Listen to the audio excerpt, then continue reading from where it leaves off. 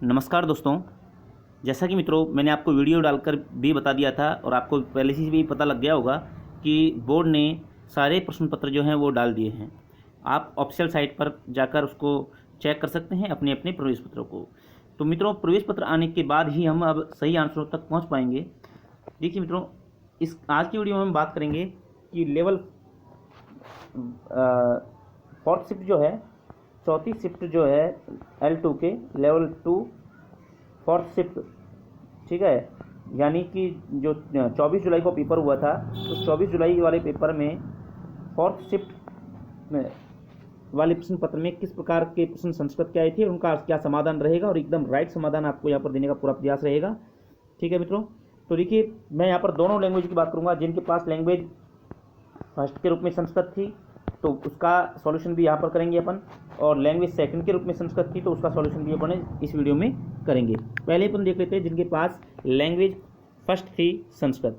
ठीक है, तो आप यहाँ पर देखते हैं लैंग्वेज फर्स्ट संस्कृत। ठीक है, चलिए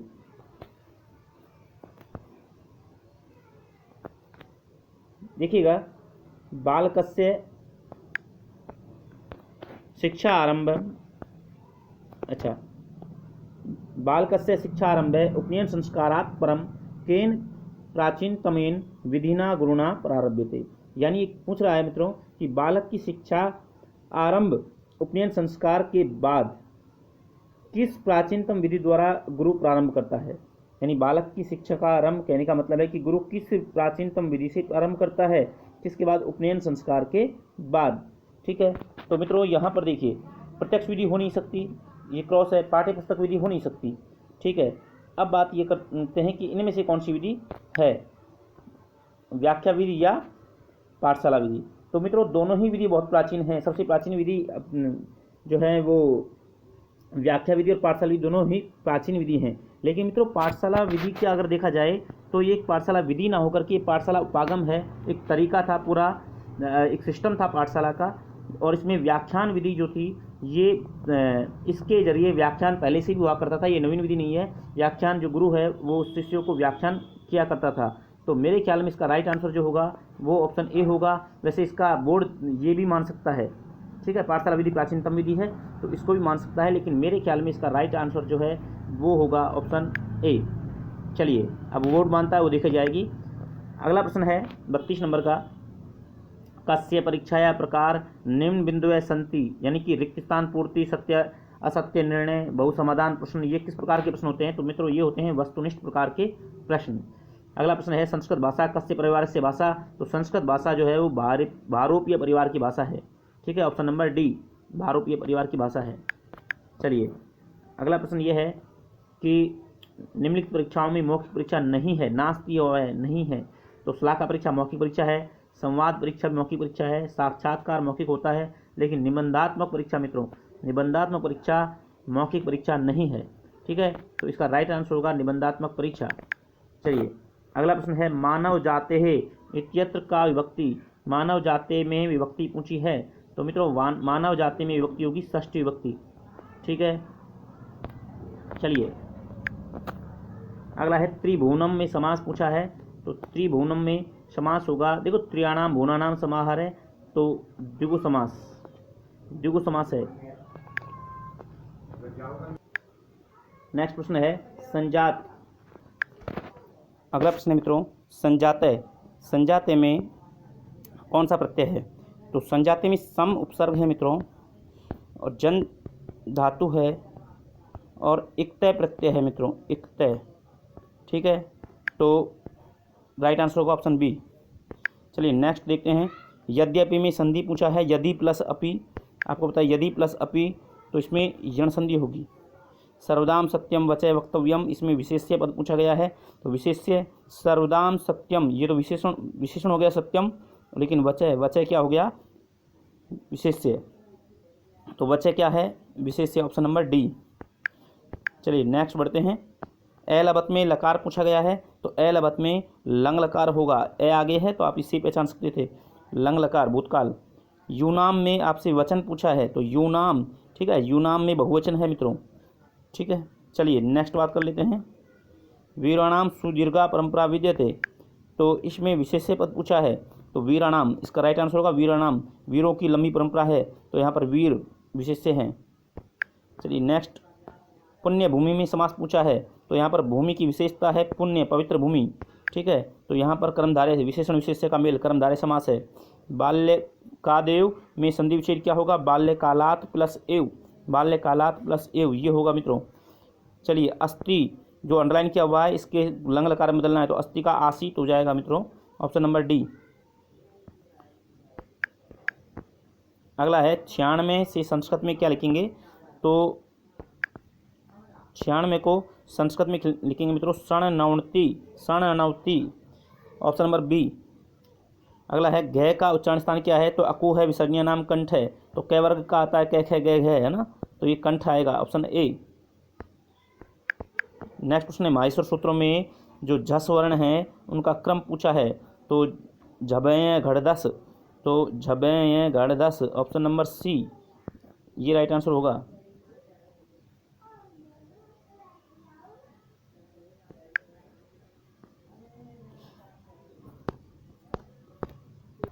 अगला प्रश्न है मित्रों कि छात्र गुरु से प्रश्न पूछेगा, छात्र गुरु से प्रश्न पूछेगा, तो यहाँ पर देखिए छात्र गुरुम प्रश्नम प्रक्षति ये आएगा, पूछेगा भविष्य काल में है इसलिए छात्रम गुरुम प्रश्नम प्रक्षति आएगा, ठीक है, राइट आंसर होगा ये, क्योंकि द्विकर्मक धातु है।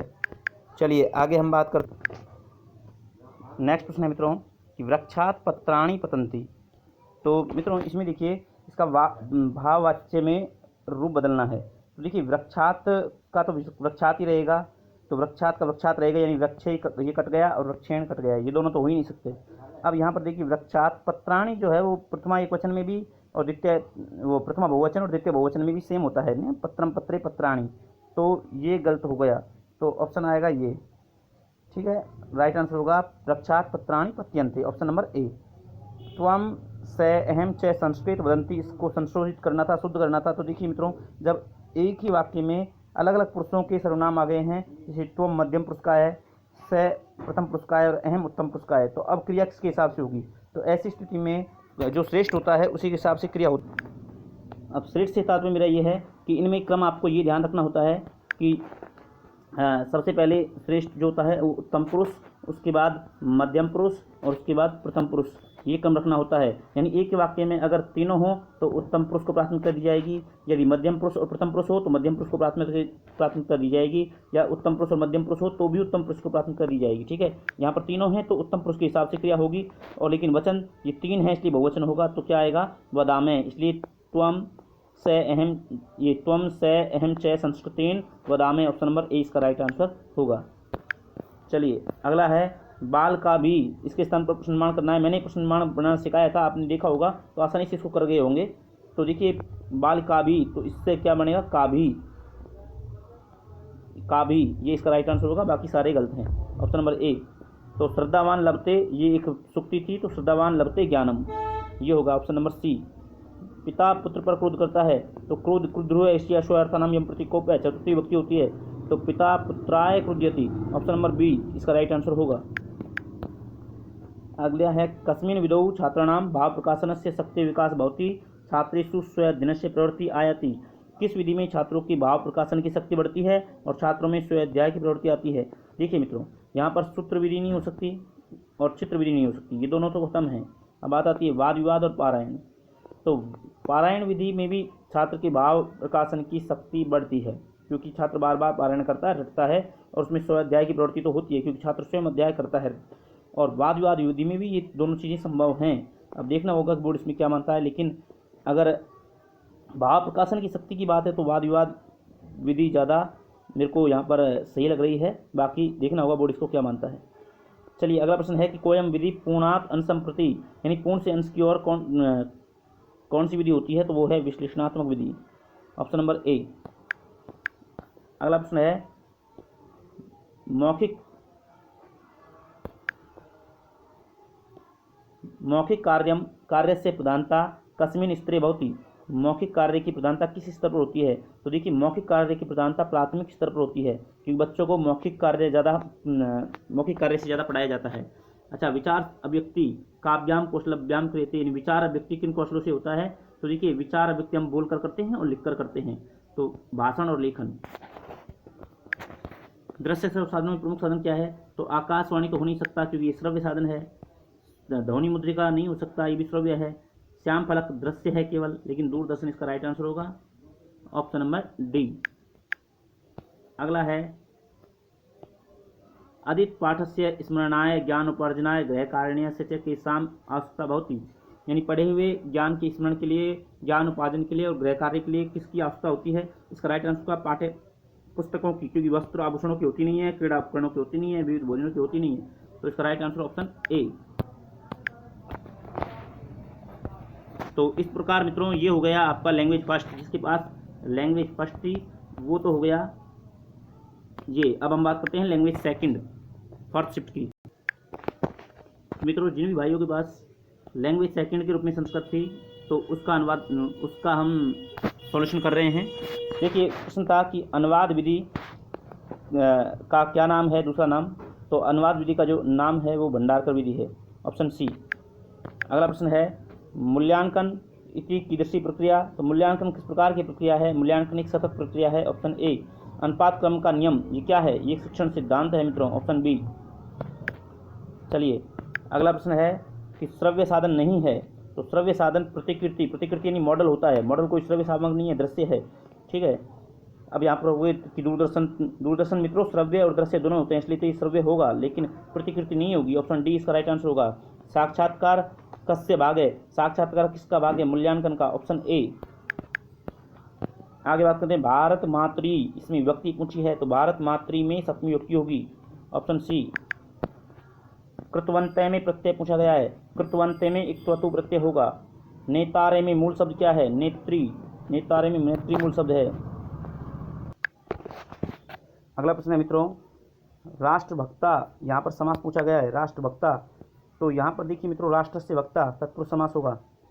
प्रीति ही इस पद में कारक पूछा है, तो ये ईश्वर है एवं प्रीति, प्रीति यहाँ प्रथमा विभक्ति है, तो प्रथमा विभक्ति में ना तो संप्रदान होता है, ना अधिकरण होता है, ना अपादान होता है, तो कर्तृकारक होगा, ऑप्शन नंबर डी। चलिए, वर्षा समय अपी, यहाँ पर क्या आदेश है? तो यहाँ पर पूर्व रूप संधि का आदेश है, पूर्व रूप एक आदेश, ऑप्शन बी। शरद सलीलम चकास्ती, इस प्रश्न में विशेष्य पद पूछा गया है, तो सलीलम इसका राइट आंसर होगा, ऑप्शन नंबर बी। अगला प्रश्न है सरसू, इसमें लिंग पूछा गया है, सरसू। तो मित्रों सरस शब्द होता है, इसमें नपुंसकलिंग है। अगला है विहाय, विहाय में प्रत्यय पूछा है, तो विहाय में जो प्रत्यय है वो प्रत्यय है मित्रों लिय प्रत्यय, ठीक है। अगला प्रश्न है कि छंद पूछा गया है कि जो पर दिया हुआ है इसमें छंद कौन सा है? तो इसमें उपजाति छंद है मित्रों, ठीक है। त्रिंशत शब्द किस लिंग का है? तो ये स्त्रीलिंग का है, त्रिंशत शब्द स्त्रीलिंग का है। चलिए आगे हम बात करें कि महेश्वर सूत्राणी केषां संज्ञार्थानि भवन्ति, तो अनादि संज्ञा, महेश्वर सूत्रों की अनादि संज्ञा होती है। अनुस्वार का उच्चारण स्थान है ना, नासिका अनुस्वार से ये सूत्र होता है, तो नासिका होगा। अगला प्रश्न है री वर्ण का उच्चारण स्थान सिद्धांत कौमुदी के अनुसार, तो री वर्ण का स्थान 12, जो री वर्ण का भेद पूछे गए हैं, री वर्ण के भेद हैं 12। कृष्ण घटय भित्तय, इसको शुद्ध करना तो भित्तय नहीं होता है, भिद्ध में एक प्रत्यय जुड़ता है तो भिन्नय बनता है, तो कृष्ण घटय भिन्नय ये होगा, ऑप्शन नंबर सी।